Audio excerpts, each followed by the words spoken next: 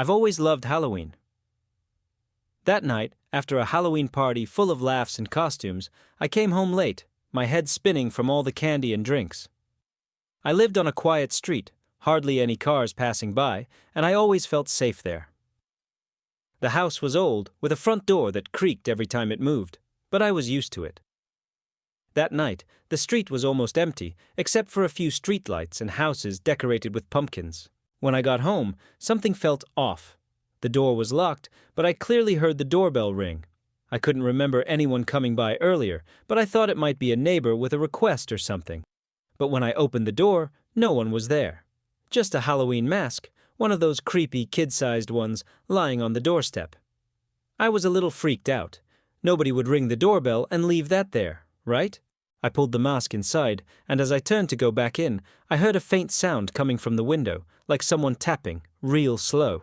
It wasn't like someone throwing pebbles, but something softer, almost like they were testing the glass. I'll admit, my heart started racing. I walked over to the window and looked outside, but all I saw was darkness and the big tree in my yard. So I went down the stairs and headed to the front door, thinking I'd find someone, but nothing. No shadow, no person, just the cold wind rustling the tree. Then it hit me. The mask I had left on the table was now hanging on a branch, right next to the window. How did that happen? A chill ran down my spine. I looked around, trying to find some logical explanation. The mask was just hanging there, almost in a creepy way, swaying slowly in the breeze. But there was no one around. I wasn't sure if I was starting to lose it or if something really weird was going on. I decided to just brush it off, thinking maybe one of my neighbors was messing with me, though that was pretty out of character for this neighborhood. So I went inside, shut the curtains, and tried to calm down. I knew I needed to sleep, so I headed to my room, but before I lay down, I glanced out my bedroom window one last time, which faced the front hallway of the house. Everything looked calm. Still, the silence that filled the house felt way too heavy. That's when, as I was settling into bed, I heard footsteps. Not the usual creaky sounds of an old house, but clear, heavy footsteps coming from the direction of the porch. I froze.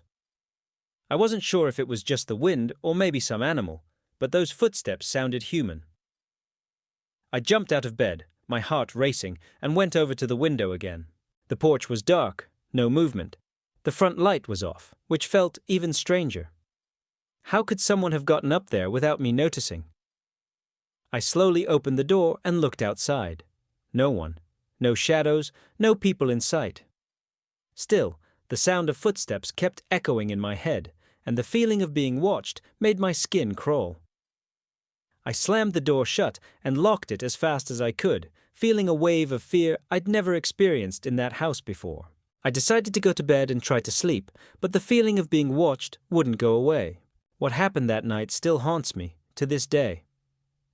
I tried to relax in bed, pulling the covers up to my neck, but I couldn't shake the feeling that something was wrong.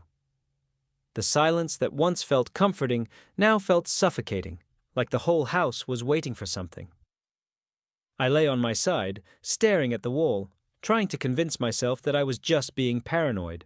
When I finally closed my eyes, I heard it again. That soft but relentless sound. The doorbell. It was hard to believe. I glanced at the clock. It was almost 2 in the morning. Who else could be ringing the doorbell at this hour? Fear froze me in place. I decided not to look outside anymore. I didn't want to confirm what I knew wasn't normal. But the doorbell rang again. It felt like a weight had been placed on my shoulders. I got up, more on impulse than anything else, and walked to the door. No one was there. No mask, no kid. Just the darkness. But the feeling of being watched stayed with me every step I took. I slammed the door shut, but when I looked at the living room window, I felt my blood run cold. I could have sworn that, in the distance, at the edge of the faint streetlight, there was a figure standing. I couldn't make out any details, but the shape was still, unmoving, watching. Panic hit me instantly. I couldn't stay there anymore. I ran to the phone, thinking about calling the police, but something stopped me. The sound of footsteps, that tap, tap, tap against the window glass, echoed again, but this time it was much louder, as if something was testing the glass's resistance. I took a deep breath, still too scared to leave. Then, as if it was the only obvious choice, the one I couldn't ignore, I grabbed my keys and went out the back door. I didn't want to look at that window or the street anymore. I just wanted to get out of there. When I stepped out the back door, the feeling of being free from the invisible presence was almost immediate, but the fear still wouldn't let me fully relax. I walked around the back of the house trying to think clearly, not knowing what to do or where to go. Every shadow seemed to move strangely, every noise felt amplified. Then I heard a scream. It was low, muffled, like someone was trying to call for help. My feet froze. I had no idea where it was coming from, but I knew I couldn't ignore it. I ran out to the street and looked back, trying to see something, anything, that would explain what was going on. That's when I saw it, at the edge of the streetlight's glow, a figure moving slowly, like it was following me, but before I could react, it disappeared between the trees. The feeling of being followed didn't leave until I reached my friend's house, where I stayed the rest of the night. The next day, everything seemed normal. The doorbell didn't ring anymore, the mask wasn't anywhere to be found, and the street was as calm as always.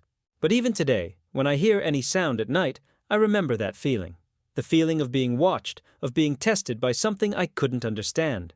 I don't know who or what was there, but I know it wasn't just my imagination. That Halloween was the night I learned that there are things in this world we can't explain, and sometimes the doors we try to close are the ones that show us the things we don't want to see. Please subscribe our YouTube channel. I was never really into hiking, but back then, it seemed like the kind of thing that would make sense. It was the summer of 2018, and I was trying to break out of the rut my routine had me in.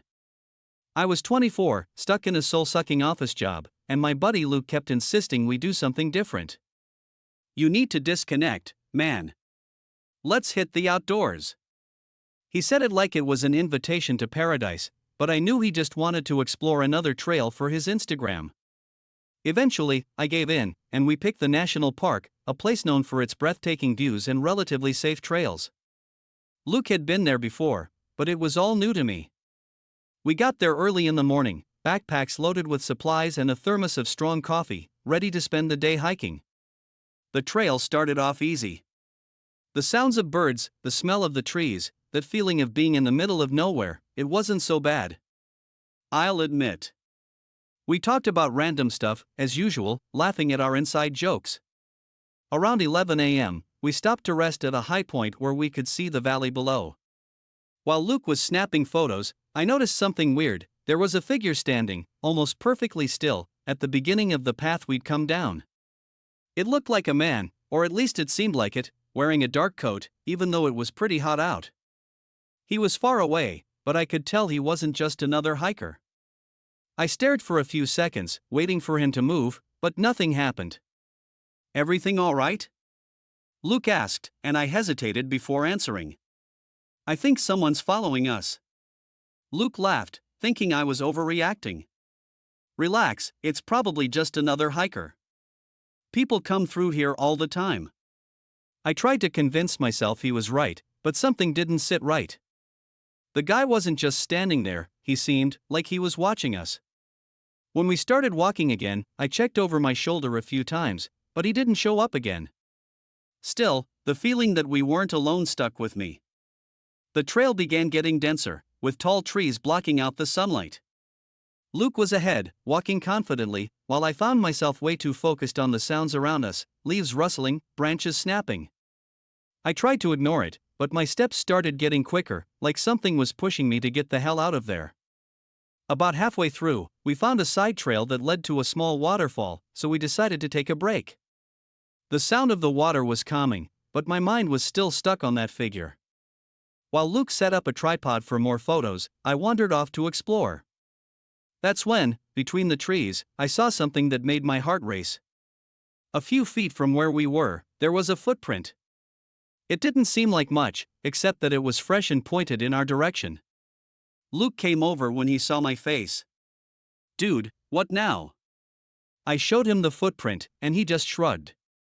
Someone must have passed through here before us. But I knew that didn't make sense. The ground was still damp, like the print had been made just minutes ago. After the footprint, I got more and more on edge. I tried to hide it from Luke, but he noticed.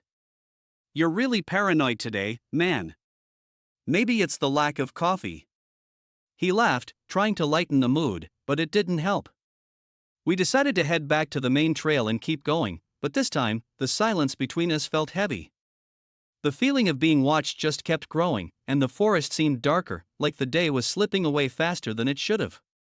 Every sound, every movement in the shadows, made my heart race. When we passed a clearing, I saw something that froze me in my tracks, the same figure from before, now much closer. He was in the middle of the trail, standing still, with his back to us, like he was waiting. I signaled Luke to stop. He looked confused, but when he saw the man, he froze too. "Who is he?" Luke whispered, and I just shook my head, unable to answer. We stood there, motionless, trying to figure out what to do.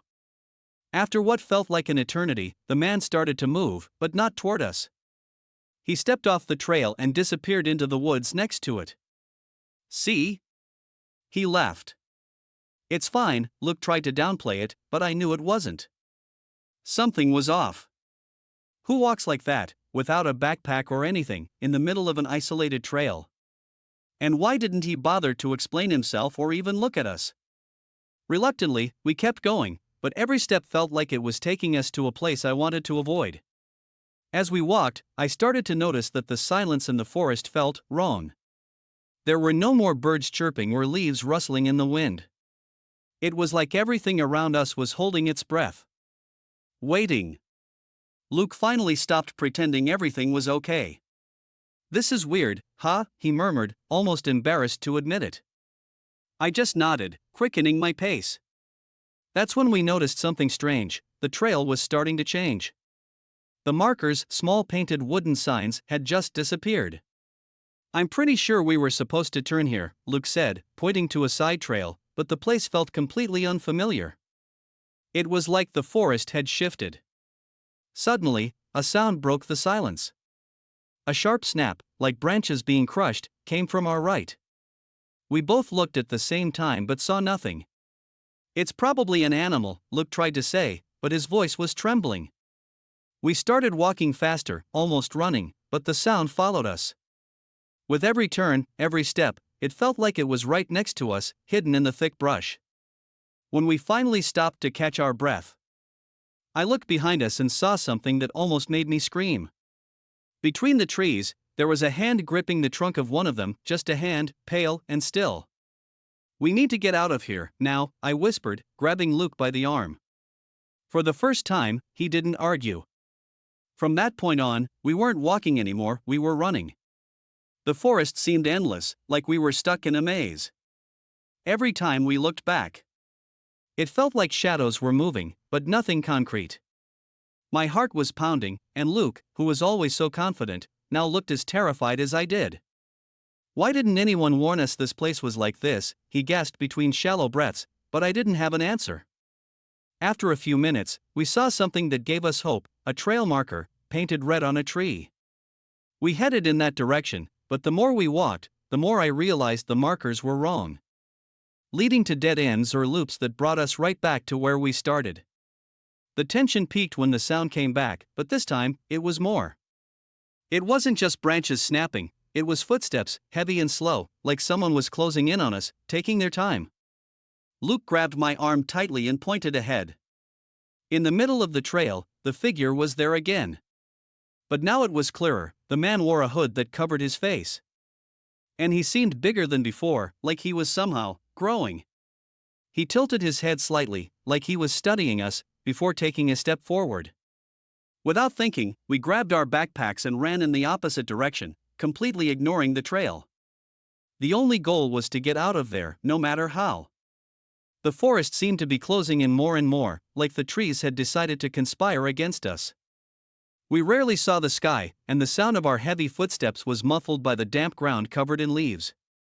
Luke started mumbling something about being lost, his voice full of panic. I tried to focus, but it was hard when I could feel that constant weight on my back, like someone was just a few feet away. Suddenly, I tripped on an exposed root and fell. Luke pulled me up, but it was right then that we heard it. It wasn't just footsteps or branches snapping anymore, it was a guttural sound, almost human, like a groan coming from all directions. We froze. "This isn't normal," Luke said, more to himself than to me. When we finally forced ourselves to move again, it was like the forest was reacting. The groaning got louder, closer. We ran as fast as we could, dodging branches and bushes that scraped at us like they were trying to stop us from leaving. That's when Luke screamed and stopped dead in his tracks. He pointed ahead, and what I saw made my blood run cold. A small circle of stones, perfectly arranged, with markings scratched on the ground. It didn't look natural, it looked like it had been made by someone. But the worst part was what was in the center, our thermos, the one we'd left by the waterfall hours ago. How the hell did this get here? Luke asked, but the answer was obvious. Someone was leading us, manipulating us. We couldn't stay there for long. The presence of the circle and the thermos felt like it was suffocating the air around us. "We need to keep moving, now," I said, pulling Luke along, but he hesitated. Something in his eyes had changed, a mix of confusion and fear I'd never seen before. We started running again, but it felt pointless. The forest wrapped around us like a heavy blanket, and I was sure we were just going in circles. Then we heard something we couldn't ignore, a laugh. Low, drawn out, full of something I can only describe as malice. We stopped immediately, trying to figure out where it was coming from, but it seemed to be everywhere. "This can't be happening," Luke murmured, almost crying. Before I could respond, a movement to our left caught our attention. The figure was back, but this time, it wasn't standing still. It was walking slowly toward us, long strides, taking its time, like it knew we had nowhere to run. For the first time, I got a good look at its face. It wasn't exactly human. The features were wrong, like someone had tried to mold a face from blurred memories. The eyes, small and deep-set, seemed to glow unnaturally. That's when I realized, no matter how fast we ran, we weren't getting out of here as long as that thing wanted us to stay. Luke grabbed my arm tightly, like he needed some kind of anchor to keep from falling apart right there. "We need to get out of here, man." "No matter what," he whispered, his voice breaking. But I already knew running wasn't enough. The figure kept getting closer, each of its steps echoing inside my head. That's when I remembered something my mom always used to say: if you get lost, go back to basics. Mark your path, find landmarks, and never let fear control you. I took a deep breath, trying to ignore the feeling of panic, and started tearing pieces off my shirt, tying them to branches along the way. Luke looked at me like I was crazy, but soon enough, he started helping. The weird thing was, as we marked our way, the forest seemed to change. The trees, which had felt so suffocating and dense, started to open up, and sunlight began breaking through the leaves. The sound of footsteps behind us kept going, but now it felt farther away. That's when we saw it, a clearing in the woods, revealing the main trail, the one we'd started on hours ago. We ran as fast as we could, almost tripping from the relief when our feet hit the packed dirt. But before we could celebrate, I looked back at the entrance of the forest. The figure was standing there, like it couldn't follow us past that boundary. It didn't do anything, just watched us. But before it disappeared into the shadows, I heard the laugh again, low and dragged out, like a promise. We made it to the parking lot without looking back again. Our legs were shaking, and the air felt lighter, but the sense of danger still clung to us. Luke threw his backpack on the ground and sat down, trying to catch his breath. "What the hell was that?" he said, looking at me like I had the answer. But I didn't know either. It all felt too real to just be paranoia or some twisted prank. I looked around, expecting to see someone, another hiker, a park ranger, anyone, but there was no one. The park was empty, like we were the only ones there all day. We just wanted to leave, and that's exactly what we did, without saying another word. To this day, I can't explain what happened that day. Luke never brought it up again, and honestly, I'm not even sure if he truly believes what we saw. But I do. Sometimes, at night, I think back to that laugh and the figure standing at the forest's edge. I don't know what it wanted or why it let us go. But since then, I've always stayed away from national parks, trails, and anywhere I could end up alone in the middle of nowhere. Some places, I think, just weren't meant for us to be in. And if one day you feel like you're being watched, even when no one's around, trust your instincts. Because maybe, it's not just in your head. Please subscribe our YouTube channel. I've always liked staying in more secluded places, away from the hustle and bustle of the city. In 2023, I decided to spend a weekend in a little house out in the California countryside that I found on Airbnb. The place was super remote, surrounded by trees and barely any light at night. I was there to unwind, away from everything, with no worries, until something strange happened. At first, it seemed like just another quiet night, but I quickly realized it wasn't exactly that.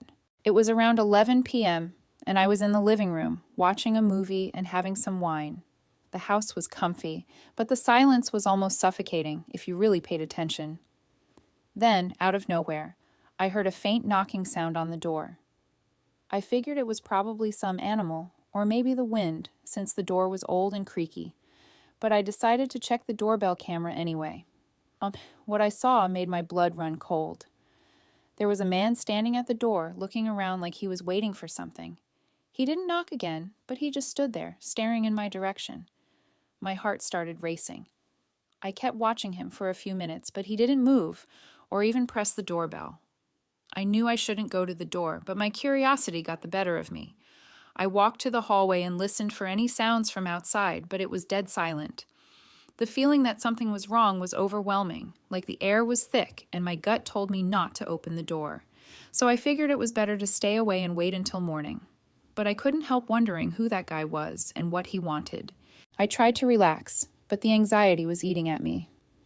I knew the best thing was to go to bed and try to forget about it, but something inside me was telling me not to ignore what was going on.